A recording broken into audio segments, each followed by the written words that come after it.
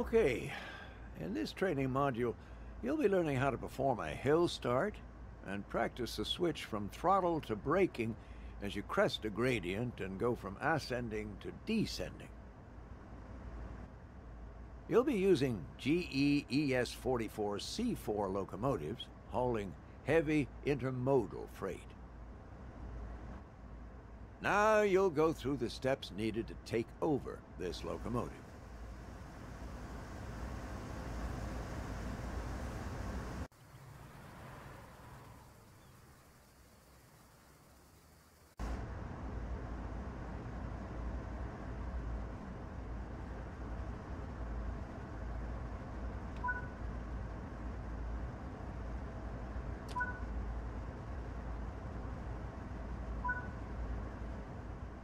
When getting moving, it's worth remembering the following sequence that was covered in the locomotive training modules. Independent on, auto off.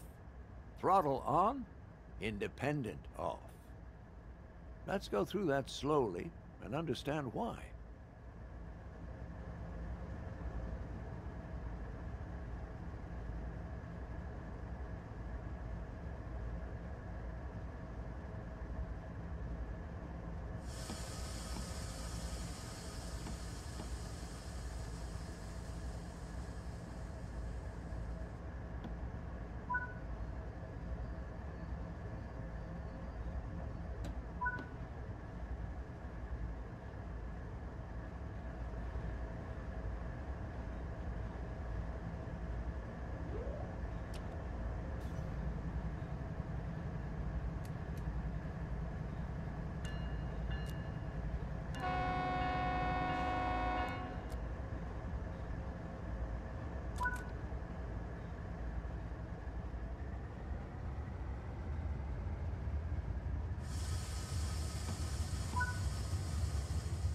If you apply power too quickly, the wheels will slip.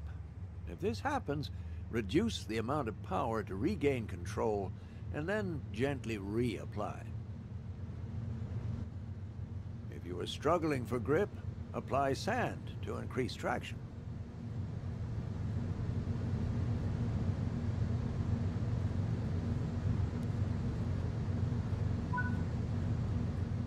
That's it. You're moving forwards under power. If you use the same start process every time you begin moving, it'll become second nature.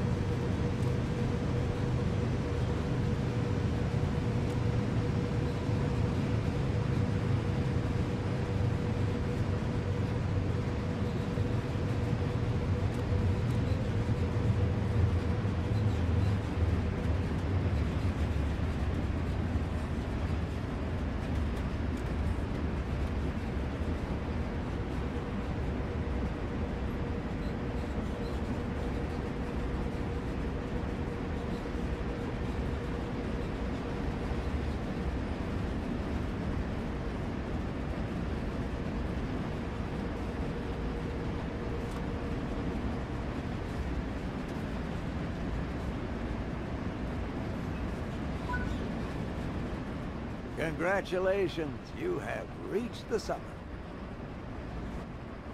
As you start your descent, you'll need to switch to dynamic brakes to control your speed.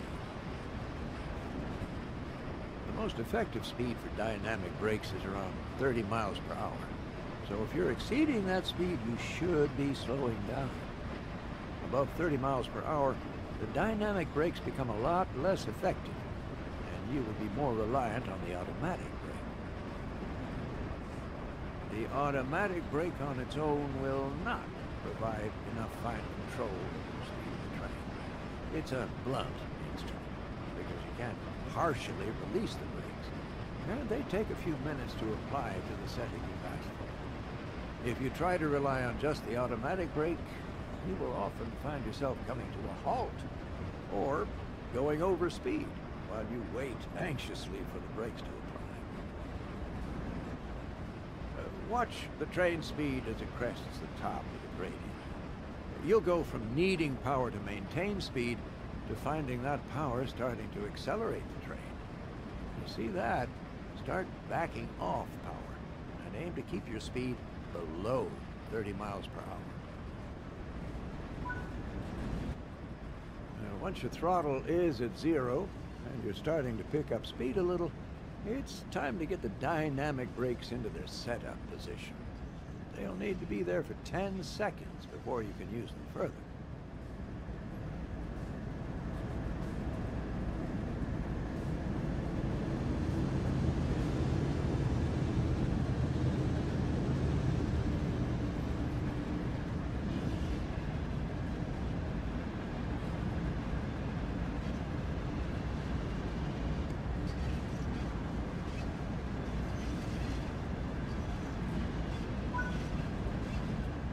Start adding dynamic brake as needed to keep the speed in check.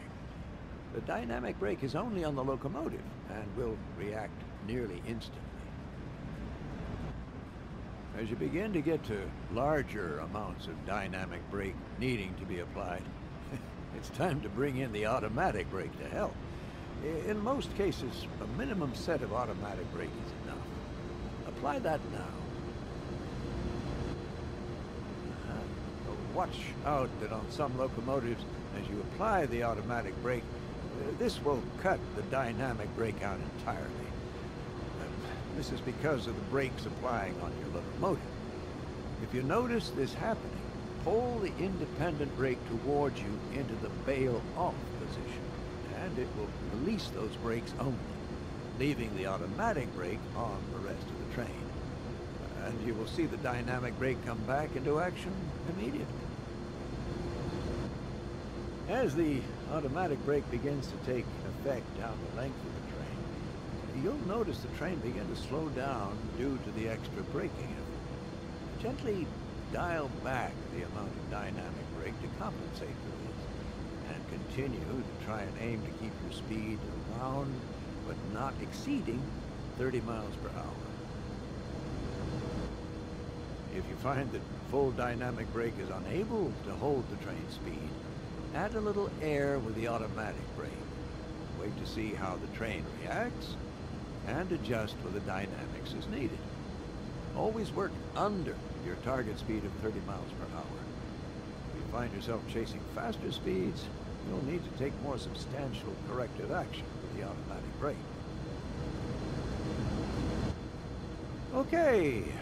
Come to a stop up ahead using the automatic brake.